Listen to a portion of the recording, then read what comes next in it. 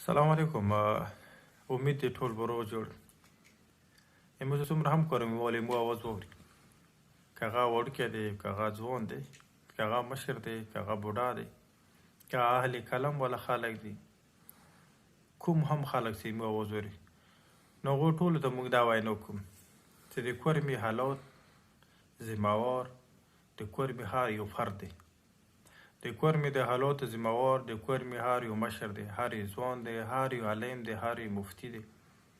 هر یو هغه سړی چې هغه کورمي په خاورې کې ژوند کوي هر یو هغه سړی چې هغه د کورمي حالاتو سره تړلی دی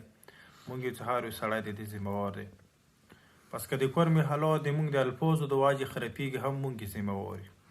که د کورمي حالات د بارودو د واجې نه خرابېږي هم موږ یې ذمہوار یو که د کورمي حالات د کاڼي نه خرابېږي هم موږ یې ذمہوار یو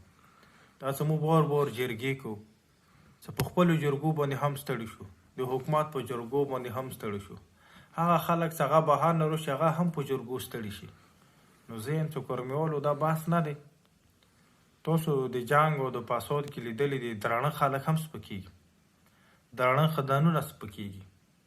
زموږ خویندې میندې سپکېږي زموږ روزګار سپکېږي زموږ ژوند سپکېږي زموږ د کورمې نامه سپکېږي دا خو تاسو پرېږدو چې دغه د جنګونو د واجې موږ هغه هستیانې چې هغه عظیمې هستیانې دي چې هغه موږ تاسو ټول د ایمان حصه دی نن د دغو حالاتو واجې نه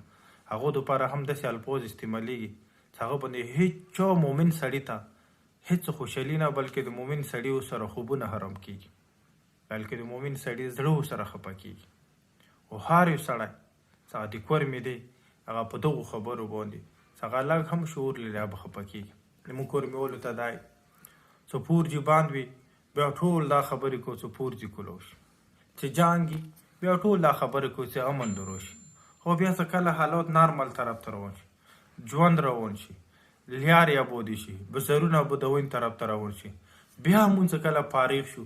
بیا مونږ داسې حرکات شروع کړو چې مونږ نه پوهېږو چې رادای تاسو څه مجبوري کېدلی شي خدای ته وکسو د خدای رسول ته وکسو د دنیا نورو خلکو ته وکسو د دنیا نورو خلکو ژوند ته وکسو که چیرې نور خلک څنګه ژوند تېروي نو هغه ژوند مو ولې نشو تېرولی د ټولو ته سپیشل درخواست کوو چې دا هغه خبرې که د فیسبوک د لارې وي هم چې هغه علاقې ته بدامني راوړي نه پرېږدو دا هغه خبرې که د برودو د لارې هم علاقې ته فساد راوړي دا خبرې پرېږدو بس دا هغه ډېره وشوله ډېره مننه